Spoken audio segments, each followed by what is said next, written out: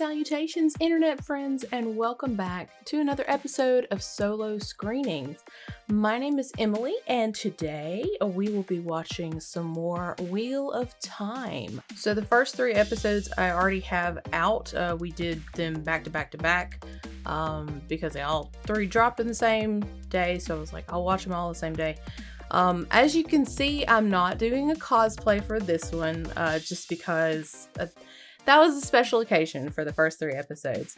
But going forward, who knows? I may do more. We'll see. We'll see. So I'm really looking forward to episode 4 because I haven't heard specifics. Nothing spoilery, but people have definitely been like, I can't wait to see your reaction to episode 4. It seems like very much like either people are in now or they're like out. So, really interested to see what's going to be going on. Also, in the first 3 episodes, I was just kind of like doing my normal, I'm just watching it, I'm here for the ride. And then at the end, I realized I'm like, everything's kind of a blur. Like, I don't know what to talk about now, except a couple of things that I remember. Like, I'm very bad at recalling things that have just recently been, information that's recently been tendered unto me. So moving forward, I'm going to be taking notes. Got my little foxy notebook here.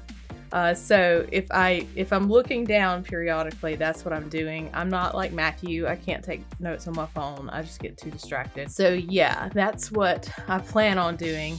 My note taking in general is always really scatterbrained. So it'll be fun to see if I can decipher what I was trying to say in the moment at the end of the video.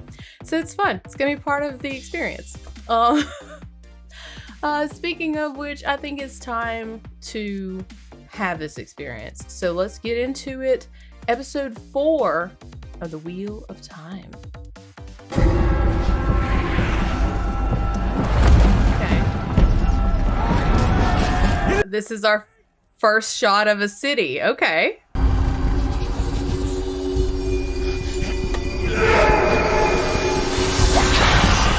Oh, dang. About it.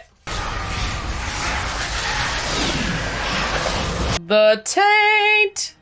That sounds so not great if you don't know what it's referencing. Be done with it, Logain. I sent word to the White Tower. The Aes Sedai will come for you. He'll betray you. Just like your parents. Just like your sister. What? What? There's a place for anyone at my side. Even my enemies. The last dragon broke the world, but I plan to bind it. Okay. All right. So first off, I love how they're playing Logain. I don't know what they're going to be calling these, like Sidene spirits or specters or whatever these little whispers are, if it's just like representation of his madness. But hearing the female voice definitely threw me off a little bit. I don't know. We'll see. Knee-jerk reaction is much the same as it has been for the last 3 episodes. Like, okay, I don't hate it, but I'm a little confused. I love his accent though. I don't know who this cat is, but my goodness, his accent is yummy.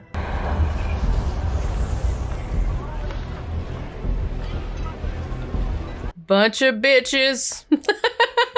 I heard he conquered half of Gaelden and had the king himself at his back. I've regained enough strength. Let me share the burden.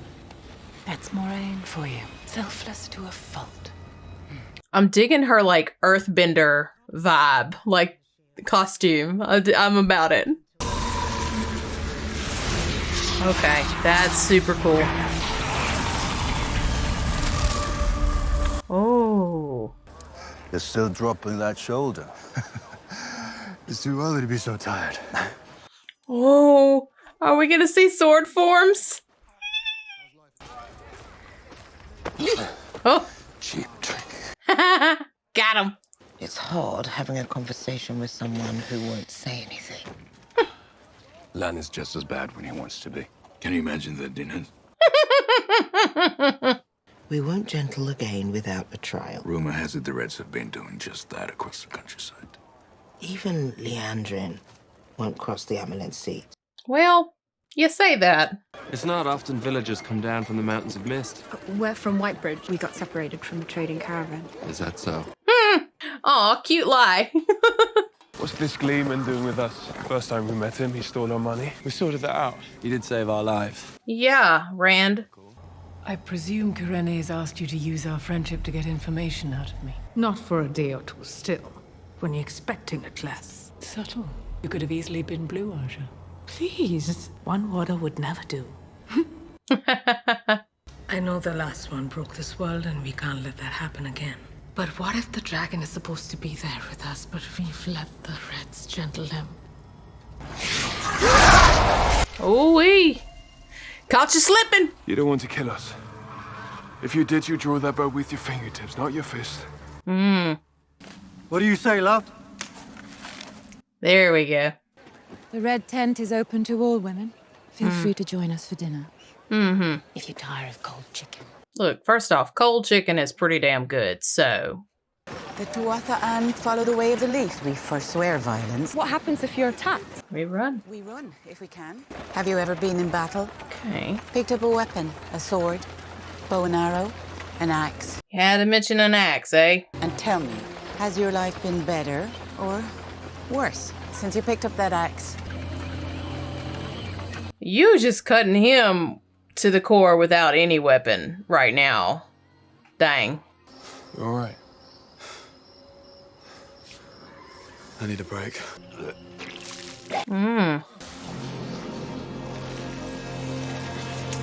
Oh, interesting. You can take Brigitte back for them. She protects me when everyone's asleep. Brigitte. Brigitte's always wanted to see the world. I'm not gonna cry. Sorry, that got me. Owen. My nephew. Okay, good. Nobody could figure out what happened until he threw a rock without using his hands. As the Sedai found him, they gentled him. He got to give his life at least. Well, Men, women, both. A few weeks after those women left, Owen was sitting at the dinner table, and then he picked up a steak knife and slit his own throat like it was nothing at all. We have to keep Matt away from those women. well, here's the problem. How'd you get stuck with him? I tracked him. I like her. You orders are more fun than you look. Except me, of course. I look fun. But you serve them. We don't. You know what Aes Sedai means in the old tongue? Servants of all. It is they who serve the world. What does that make you? Proud. And tired. I'm tired, yeah. He's right. We're exhausted.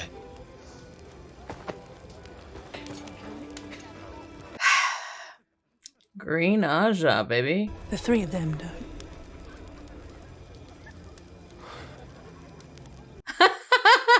As I said, the green. Wink. In the last age, our people supposedly knew a song that brought harmony to the world. You don't believe it? Only old fools and children believe in the song. Oh. If I can change two people's minds, just two, well then I've left the world a better place than I found. Eventually. Even if you're right, you won't live to see this piece. Doesn't matter. I had a daughter. One day she went out foraging and bandits stumbled on her. I sat with her body for hours, trying to work up the courage to hunt down the beasts as they had hunted her. Why didn't you? Because I wanted revenge. What greater revenge against violence than peace?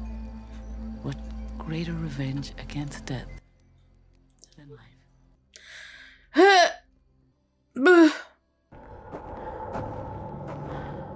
Okay.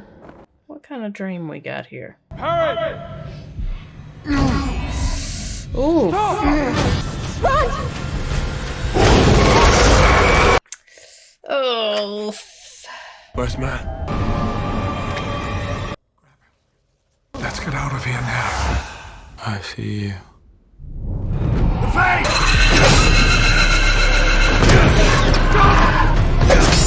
Uh-oh. Uh-oh. Uh-oh. Uh-oh.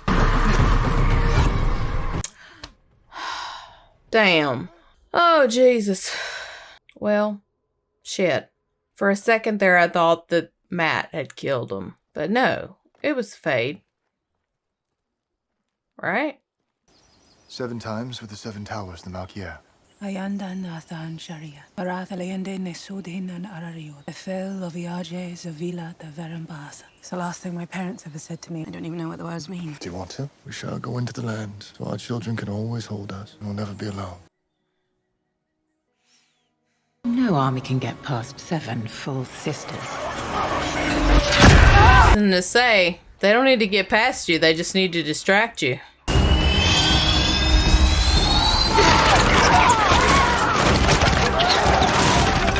Let's go! Bad bitch! Oh, neato! Oh, damn! What do you want? I want you to know that the voices in your head, those are the whispers of madness. And as strong as you are, your power, it's a pinprick of candlelight against the raging sun that will be the dragon reborn. Oh, Lord. Oh, good goobly moobly. Shit. Go! Get to Logay! We hold the army! Cool! Don't. Damn. Shit.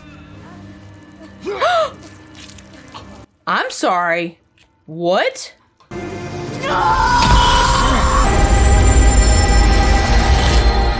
Like a radiant sun. Let the hand of the tower fall on you. Oh. Oh, thank God. Okay.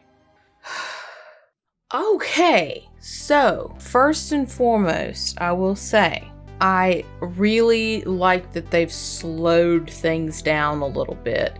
I know the first few episodes, you're trying to just get all of the characters out there and get them out of the 2 rivers and get them moving. Okay, I get that, but things were moving really fast. I'm glad that we finally had a chance to like slow down. I thought the pacing of this one was a lot better. That being said, even though the pacing was better, there was still a lot of information, a lot of things that happened, that were introduced. Whew. Okay, so first, I'm just gonna go down my notes here. So the taint, the first instance that you really see Logain there on like, and they call it Galdon. I can't not say Gildon. That's how my brain pronounced it. So Gildon is the city, sorry. But anyways, when he was on top of the battlements or whatever there, and you saw the weave come in and then like the taint sort of surround it, thought that was very cool visual interpretation of the taint. So very neat. But in that same vein, the female voice in Logain's head, the madness or whatever. And then later on in the episode, you know, in the cave, he talks about, I hear the voices of all these different dragons, ages past or whatever. And I'm just like, female dragons. I feel like that's against, okay, but sorry guys, I'm sort of thinking this through as I'm saying it. So instinctively, I'm like, that goes against sort of the entire magic system that's set up in the book. But again, like, this is an adaptation, so they could be changing the entire premise, you know? I'm not mad at it. I'm just confused about how they're going to work that into essentially the whole magic system, like the established system that was in the book. I mean, I guess, you know, it's an adaptation, so they can change it as long as it makes sense. I'm a little confused about that in particular. You know, earlier in the other 3 episodes, you know, they mentioned, you know, that's the whole reason they got all of them to leave the Two Rivers was one of you is the dragon. I mean, they've kept repeating men and women throughout the ages so I mean, I guess they're really changing it up that the dragon can be a female, which is interesting, as long as it doesn't contradict the magic system that the series, that the show is building. I'll buy into it. But if this is the dragon because of they wield Sidene as opposed to Sidar, you know, the female version and the male version, I'm open to a new interpretation of it. I'm just concerned that it's going to be contradictory. So I don't know. Maybe I need to rewatch the episode. Maybe I need to, I don't know, read some forums or something. I'm a little confused, but I'm curious. Not mad at it. I'm just curious to see how they spin it. But so that's the Logain. I think it's interesting the way that they're portraying Aram right off the bat, not really super interested in the Way of the Leaf. Speaking of the Way of the Leaf, the story of her daughter and that she doesn't follow the Way of the Leaf because of her. She doesn't follow it for herself, but for the potential good of generations in the future. Like, you can't change everybody's mind in a single instance, but you know, one mind changed in the right direction can affect another person, and the domino effect that would get us all as a society to a better place. I really appreciate that mentality, and I thought that was kind of beautifully spoken to in this episode by the Tuathalan anyways. And what was it that she said? That something to the effect of, like, you know, the greatest insult to violence is peace, and to death is life. I was like, I love that. This is one of the reasons why I love the Tuathalan, and also they're just kind of like very bright and flamboyant, and I just love them. All my book fans out there, I don't know, did you have a come apart when they pulled out the Brigida doll? And I was like, Silver Bow! So really, I like that they're starting to sort of disperse some of the lore, the mythology into the series, just kind of little bits here and there, so that later on in the series when they bring up, like, oh, you remember this little thing over here? Well, it's actually because of this little thing. So I got excited about that. So Matt, I'm really kind of digging the visual representation of Mashadar, or the shadow substance or whatever from the dagger that he got from Shadar Logoth. I really thought that was very creepy and very cool, like the actual physical sickness, and that kind of like that creeping shadow that was on his chin and everything. I thought that was very neat. I'm going to say that it was definitely 100% without a doubt the Fade that killed that family, and it wasn't like Matt in some kind of crazed moment. I can't entertain that thought because that's too far a departure from the Matt in my mind, so I just can't even, okay?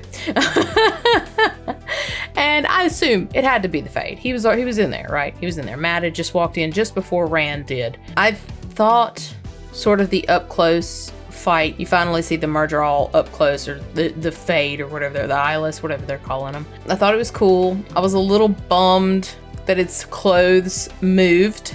I really wanted to see an actual visual of how it's depicted in the book. It moves with like this kind of serpentine grace, but that in the book it's described as its clothing, its cloak doesn't move, like unnaturally still. I may have to go back and rewatch that scene.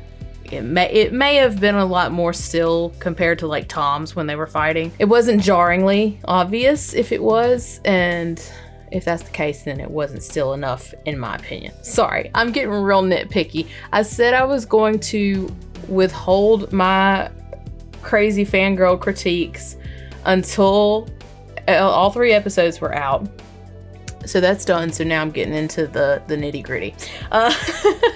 I loved the scene with the warders, with them kind of like talking to Nynaeve, just being chill, normal people, just hanging out. It wasn't like an exposition necessarily about the warder bond, but I thought was very naturally sort of an organic explanation. And I loved the little scene with Alana and her warders. That was great. I love the Green Aja. And I loved Nynaeve's sweet little innocent, kind of like, those 3, they don't. They do. So another little nitpick. I don't know why, y'all. This bugged me. In the dreams, when you've seen, like, throughout the last couple episodes, you see, I don't know what they're gonna call him in this, but I guess spoiler for book stuff. I don't know how to do this and not be spoilery. The guy with the flame eyes, who is, I can only assume, I don't know what they're gonna call him, but Balsamon or Ishamael, one of those 2. I don't like the CGI there. Like, it just looks cheap to me. And it bummed me out. I want more. I want more. The last scene there, the battle scene, was awesome. I loved that. Oh my god, that one shot with Alana and her warders with the superhero pose and like the explosion in the background. That was tight, as the kids say. I loved it. But the very end. Let's talk about this for a second. This may be me reading too much into this whole scene. First off, I for a hot second, I was like, they've changed a bunch of stuff. Who's to say they won't kill my baby? Who's to say they won't kill Lan? I would have had the absolute biggest come apart. I think I would have stopped watching if they would have killed Lan. But they didn't, because Nynaeve snapped into her power. Sorry, that's a Mistborn comment. She awakened. She came into her power. And that was very cool, and it was very beautiful, and it was visually super impressive. But Logain saw that. He saw her weave. They expressly mentioned that Sidar users can't see Sidene being wielded. Like, they said that, and then at the end, Logain saw this brilliant light like the sun. So I guess my question is that a continuity error, or does Nynaeve wield Sidene? To which, if she does, then I guess that kind of brings the other question that I had earlier about, like, dragons being females. No, it doesn't have anything to do with the gender. It has to do with what side of the power you wield. Like, are you a Sidar wielder, or are you a Sidene wielder? So is that a change that they're making? Or am I just reading way too far into this and I've just gone off the deep end? I don't know. Sorry, guys. It's kind of late as I'm recording this, and I've had a long day, and just... ooh-wee, who knows what I'm saying at this point. Editing this is probably going to be a real doozy. I've just been rambling for like 35 minutes. As I have stated here, I have a lot of questions. Like, I feel like every episode, like, I get a quarter of a question from 2 previous episodes answered, but then like 17 more questions piled on. Which is, I think, it's a good sign of a show, because, they're hooking you. They want you to keep coming back to get them answers. Well, congratulations, Wheel Time. You done it. I'm gonna be back next week. Hell. No, I guess I am in camp. I really enjoyed this, and this is sort of the episode that's so far really sold me on the show. So I'm interested to talk to some of my other book reading friends and sort of see their take on it. What's your take on it? What do you think? have any of my ramblings made any sense? Are these comments that people have already made and this is like common knowledge on the internet and I just haven't looked at it? Did you enjoy this episode? Did the pacing, did things like kind of start to pan out a little bit more for you? What are your thoughts? As always, guys, thank you so much for watching. Thank you for chatting. Thank you for having the conversation in the comments. In this kind of series in particular, I really love kind of seeing everybody else's point of view. So definitely let me know, what are your thoughts? If you don't mind, please make sure to like the video. And if you haven't already, please subscribe to the channel.